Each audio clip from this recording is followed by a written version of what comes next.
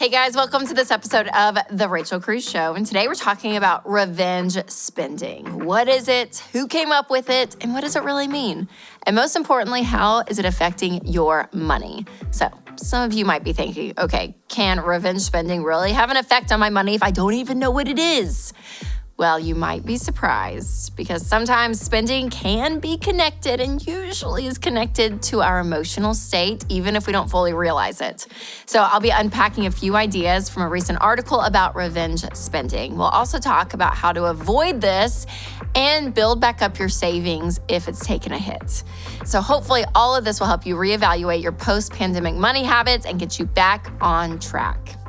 All right, so I've heard the term revenge spending quite a bit lately, and then I noticed the New York Times had an article about this. So if you aren't familiar with revenge spending, it refers to the post-pandemic urge to indulge in expensive purchases after being restricted for so long. So some people have gone into debt for big vacations. Others have been buying every viral home or clothing item they see on TikTok or Instagram. And this writer is reflecting on the different stages of spending over the last 3 years for herself and others. So first, she says that she actually started off really strong at the beginning of the lockdown, which actually may have been the case for a lot of people. Because think about it, there were no restaurants, no movies, no concerts, no travel, no shopping, unless you went to the grocery store, which again was even scary back in the early days. And there was definitely no toilet paper to spend money on. So for some of us, that meant that extra disposable income probably stayed in our bank accounts for longer than usual, or maybe it actually allowed us to save more frequently. Now, of course, I don't want to overlook many of the challenges when it came to money during the pandemic because there were lots of layoffs. Essential workers were overworked. There was massive pay cuts. Yearly raises and bonuses went on pause or even went away. So don't get me wrong, there was a lot of struggle for sure, but we did see that people were saving a lot. But if you were employed and had that stable job and you worked remotely, again, you had the ability to save a lot because there were just not places to spend.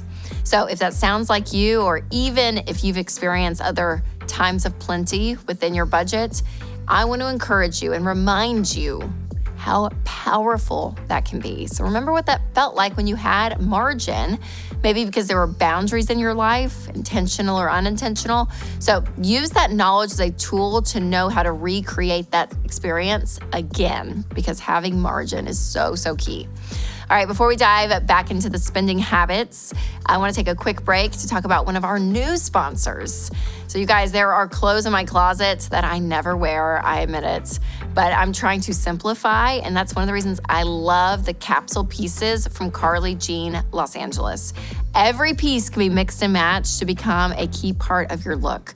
Carly Jean clothes are classic and flattering, and they will save you money because you're gonna wear them multiple times instead of for just one special occasion. So simplify the way you dress without sacrificing your style. Go to carlyjeanlosangeles.com and use code Rachel for 20% off your first purchase. That's 20% off the entire site at carlyjeanlosangeles.com with code Rachel. So next, this writer explains that her nesting period has started taking over fall of 2020 because she bought candles and comfy loungewear and anything that just made time at home more comfortable. And again, so relatable, right? I mean, you can go to Amazon and get purchases to your door so quickly. And again, it's so tempting. It's so tempting because things can be inexpensive and you just feel like you need them. So I'll just tell you one way that I cope with that temptation is I will add things to my cart and then not buy them. And I'll wait a day or two and then I'll come back when I am more in a clear head space and I'll be like, oh yeah, I actually don't need those or want those anymore. And then I don't have to buy them. So you kind of get that rush without the money consequences afterwards. So it's great.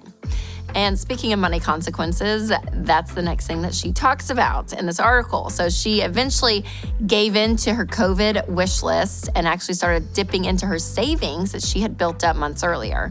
She even ended up going into credit card debt to maintain this lifestyle. And one quote in the article says, "Use the credit card because you never know when the world might stop again." Now, if you are a regular to the Rachel Cruze Show or to Ramsey Solutions, you know obviously that is not something I'm going to encourage you to do. So don't get me wrong. Picking up some not so great money habits during a crisis is very normal. And we talk a lot about being intentional and setting boundaries and having self-control. But again, we're human and we have slip-ups, but that's what grace is for. But I want your mentality to go from not feeling shame, but from feeling like, oh, I don't want to get stuck here again. I can do something different. So remember to get on a budget, to take back that control and make wise decisions now. So next time the world stops, you don't have to go into debt. You can live with security and comfort because you have lived within your means. So that's the key. And finally, she talks about the urge to spend on travel now that it is available to us again. And this is where I've heard revenge spending mentioned the most. And lots of people are now talking about traveling because they were so limited for so long. And she mentions about being invited on group birthday party trips, dreaming up amazing vacations. And listen, I get it. I totally get it. These last few years, they've been really hard and people want a break, and that makes sense.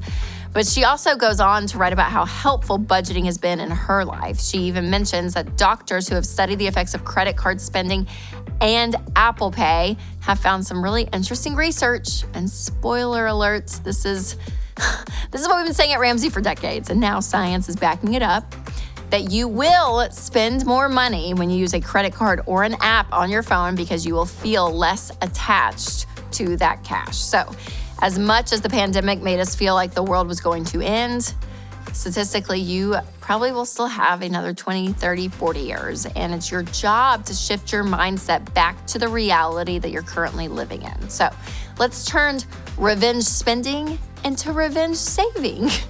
Comfort and security and stability and all these things that can motivate you to have a more peaceful life. But remember, you can't spend all of your money today and expect to have cushion in your savings account just appear out of nowhere or when you want to retire. You have to be the creator of that cushion by being wise with your money right now. And whether you're starting out for the first time or maybe you're getting back on track with the baby steps, listen, everyone can start with a clean slate. Now, if you want to know more about the baby steps, go to RamseySolutions.com.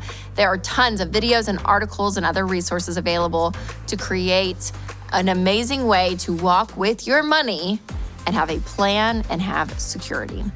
All right, you guys, I hope this video gave you some helpful reframe and kind of squash that revenge spending that we've all probably been a victim to at one point or another. And remember, you're not alone. But it is time to start making smart decisions when it comes to your money. And trust me, your future self will thank you. So make sure to send this video to a friend who might need some encouragement. And remember to take control of your money and create a life you love.